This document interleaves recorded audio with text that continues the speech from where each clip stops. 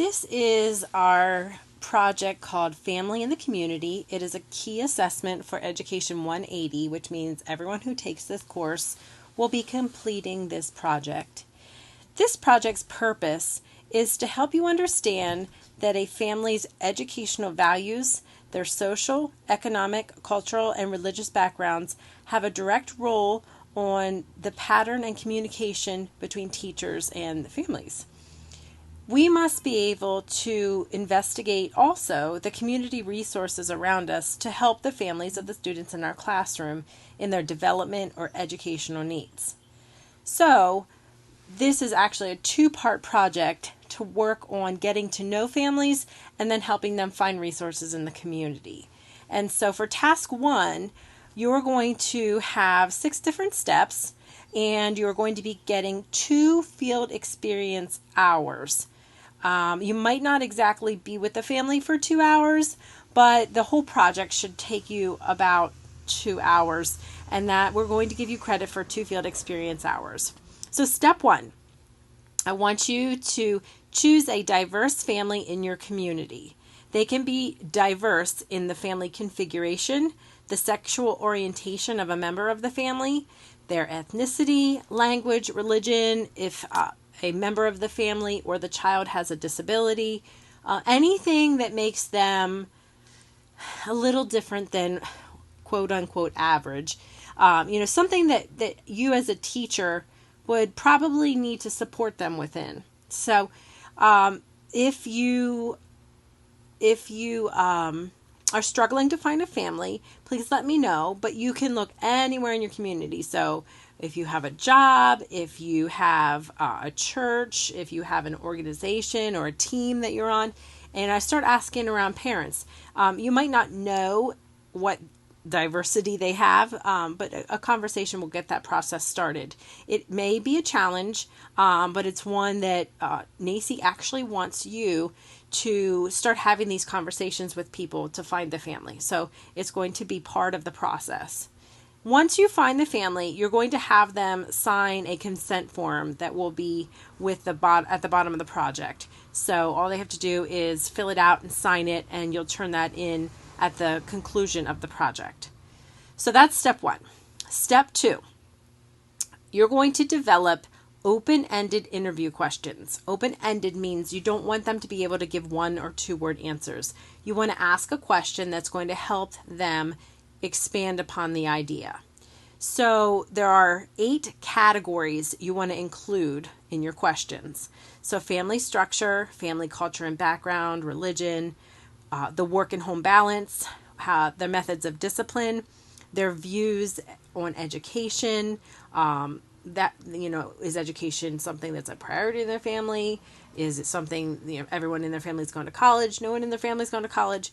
Just that philosophy on education and higher education. The stability of their family, or were they a family that moves around a lot, or are they a family that stays close to home, hasn't moved, they've been in the same house their whole life. Some joys and challenges that their family has encountered in the last couple years, and stressors on the family that really impact them daily. So you don't want to ask them, what are your stresses? You really want to think about the questions. What is something stressful that has impacted your family in the last 5 years? So the more detail and open-ended your question is, the easier it will be for you later on to do task 2. So really be specific in asking your questions. Then, once you have your questions developed, you're going to interview the family. So the best option is face-to-face, and so you will go somewhere, either their home, a mutually agreed upon location like a park or a restaurant. And you're going to be creating a video to record the interaction.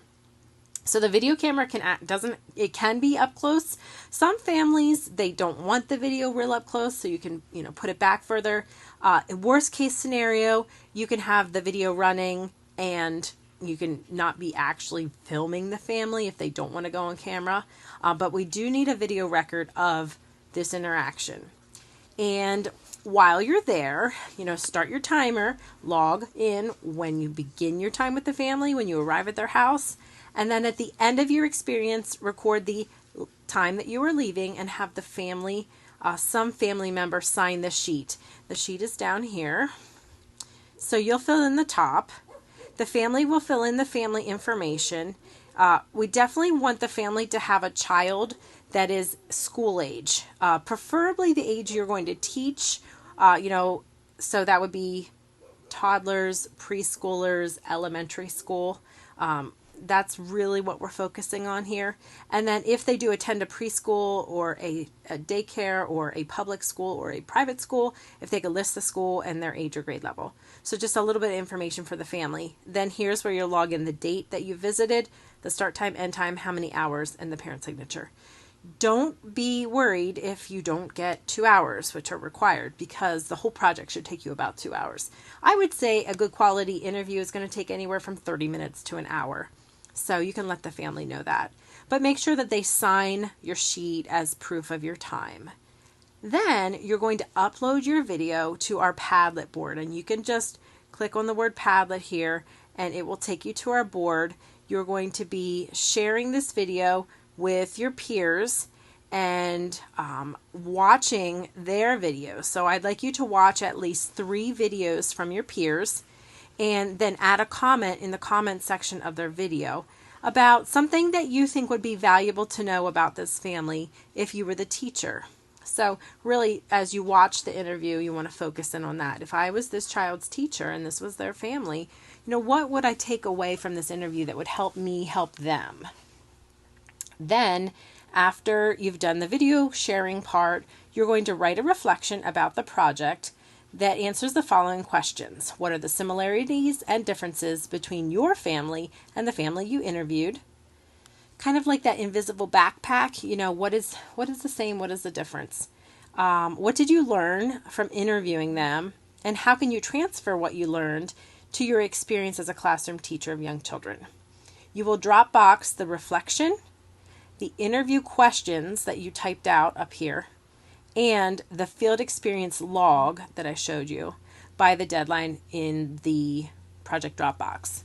You do not Dropbox your video because your video will be posted on Padlet. Now we do have a rubric. This part of the project is worth 150 points and it's broken down as such. So first of all, our categories are meet expectations, minimally meets expectations, and does not yet meet expectations. So in the first category, family selection, we're looking at the diversities. And when we go back up here, there are 8 categories. The ideal family is going to be different from you or have diversities in at least about 5 of those categories. So they're really different from your family. And that's what we want to get at. And then if they're diverse in at least 3 of the 8 categories, it would be this area. And then if they're not diverse from your family in less than those categories, it's going to fall here. The interview questions are well written and meaningful for each of the 8 categories, and then it goes down the scale. The video is complete and posted on Padlet for sharing by the deadline. This is like a hit or miss, all or nothing. The video is not posted by the deadline. If you don't post your video, you get a 0, basically for the project. So you really need to post that video. The video quality. So we're not going to get nitpicky about this one, but we want to be able to see and hear. And that's going to be 5 points. If it's just audio and we can't see, you're going to lose 1 point. And then the video, if we can't hear it, that's a problem. The peer collaboration on the Padlet board is going to be rated here. And then your detailed reflection of the questions in the reflection area is listed here. The conventions that you've proofread. And then this is worth 50 field experience points. So just for doing the log and signing, that's worth 50 points for the 2 hours. All right, so that is task 1. We're going to stop here and you'll hear more about task 2 in just a little bit. One more thing today is I can't show you the whole Padlet board the way that our video is. But this is what the background of the board looks like. And all you're going to do for Padlet is you click in the center of the board And this little window will pop up. So when it's time to upload your video, the directions on the board say, please post the video of your family interview. You will Dropbox your interview questions and reflections separately. Please watch 3 videos shared by your peers. Comment on each video something you learned about the family that would be important to know as a teacher. So what you'll do in the title is you'll put your name. Then you don't really have to put anything here for the family, about the family. It's going to be self-explanatory by the video. Then to upload the video, you have a couple options. First, you can upload it directly from your computer. That would be just, attaching it like you Dropbox anything. You can, if your video is long, you're going to have to put the video onto YouTube. So just upload it to YouTube and then share the link. That's really an easy way to do it. Some other options, if you go here, you can also capture video from your camera under film, or screen record. That one might not work for this one. I think film would be the one you want. You can actually film from your computer directly into Padlet. So you might have to just enable these. Sometimes these you have to do a little download and enable Padlet on your computer. But once you do that, you can just hit film, and you can put your camera here, and the actual laptop computer would be filming onto this Padlet board for you. So that saves you a step if you don't want to film on your phone and upload it to YouTube. That's another step. So this is the Padlet board. That's the last step of this project, and hopefully this is something that is really meaningful for you and meaningful for the family, because for task 2, you're going to be analyzing what you learned about the family and helping them out. And that can be part of your little spiel. When you introduce yourself to a family and ask them to be a partner with you for this project, you can tell them, I'm going to try to help you get resources in the community to make your life easier. So we'll learn a little bit more about task 2 when it's time to complete that part of the project. For now, get started on task 1.